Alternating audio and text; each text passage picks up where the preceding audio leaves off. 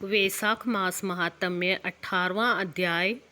ऋतुदेव कहने लगे कि वैशाख मास की मेष संक्रांति में जो प्राणी प्रातः स्नान कर भगवान की पूजा करके भगवान की कथा सुनता है वह मनुष्य वैकुंठ को जाता है, परंतु जो होती हुई कथा को छोड़कर चला जाता है और नहीं सुनता है वह घोर नरक में जाकर पिशाच योनि प्राप्त करते हैं।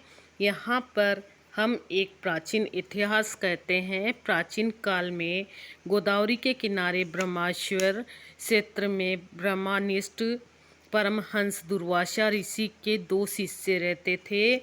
उनको कभी किसी से कोई इच्छा नहीं थी। भिक्षा में जो कुछ मिल जाता वही खाकर निर्वाह कर लेते और पर्वत की गुफा में रहते। इन दोनों का नाम सत्यनिष्ठ और तपोनिष्ठ था।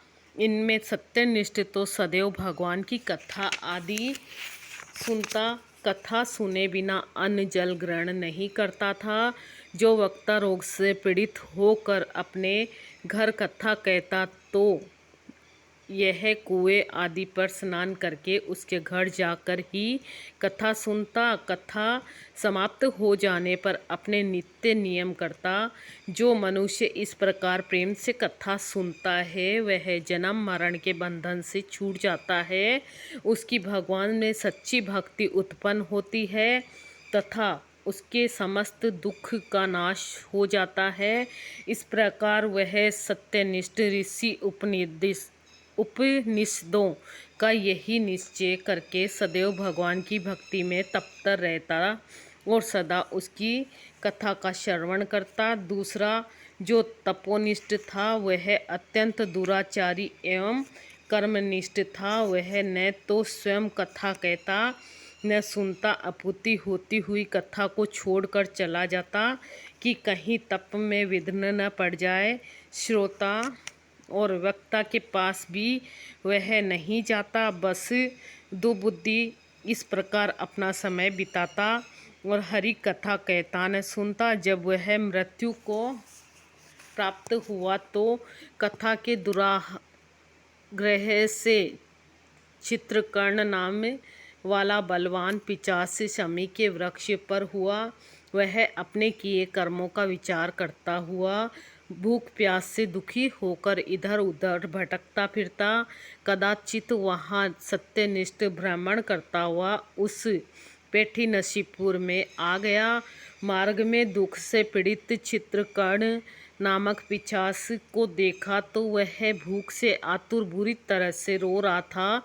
उसको देखकर सत्यनिष्ठ कहने लगा कि तुम कौन हो और तुम्हारी ये दशा कैसे हुई, यह सब कहो। वह बोला, हे प्रभु, मुझे दुर्वासा का शिष्य तपोनिष्ठ नाम वाला यति हूँ।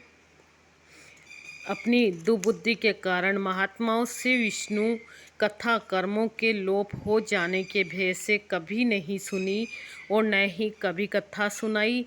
इस घोर कर्म से मेरी मृत्यु हो गई और चित्रकर्ण नाम वाला पिशाच होकर इस वन में दुखी होकर भटकता फिरता हूँ। रास्ते में तुमको जाता देखकर ऐसा प्रतीत होता है कि मेरे भाग्य फिर गए हैं।